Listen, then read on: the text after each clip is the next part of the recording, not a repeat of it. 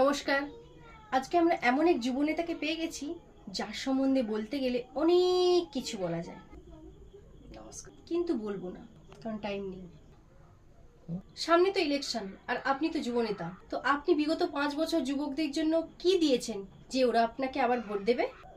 ওদেরকে আশ্বাস দিয়েছি আমি কি ধরনের আশ্বাস? যে তোমাদের কাছে আমি ছাড়া তোমাদের মা বাবা ভাই বোন দাদু দিদা মাসি মেস সবাই আছে, মেহনত করে এগিয়ে যাও। কোথায় মেহনত করবে? চপ দোকানে? আপনি কি মনে করেন চপ বানানো খারাপ? এটা যুবকদের লাইফে একটা এক্সট্রা 2 কাজ করে জানেন? মানে? আচ্ছা, আপনি কোন ক্ষেত্রে দাঁড়িয়েছেন? আয়তক্ষেত্রে। আমার বাড়ির সামনে একটা আয়তক্ষেত্র জায়গা আছে, তো ওইখানে আমি সবসময় দাঁড়াই। আপনার শিক্ষাগত যোগ্যতা কি সেটা কি যুবকরা জানে? ডবল এম এ করেছি। কোন সাবজেক্ট? Double molestation activity. আচ্ছা, আপনার ব্যবহার তো এত নোংরা, আপনাকে মানুষ কেন ভোট দেবে বলুন তো? কি দেবে না নাকি? হ্যাঁ, এই বাবলু, এই এদের সবকটা স্টাফের ভাতা বন্ধ করতো। আপনি তাহলে ভাতা বন্ধের হুমকি দেখিয়ে ভোট নেবেন নাকি? ও, আমি এটা হুমকি দিয়ে ফেললাম? অবশ্যই এটা হুমকি দেখালেন আপনি। তাহলে হয়তো ওইটাই হবে। আচ্ছা, ধরুন আপনি ভোটে জিতে গেলেন, তারপরে আপনার পরিকল্পনা কি আছে? থাইল্যান্ড যাব।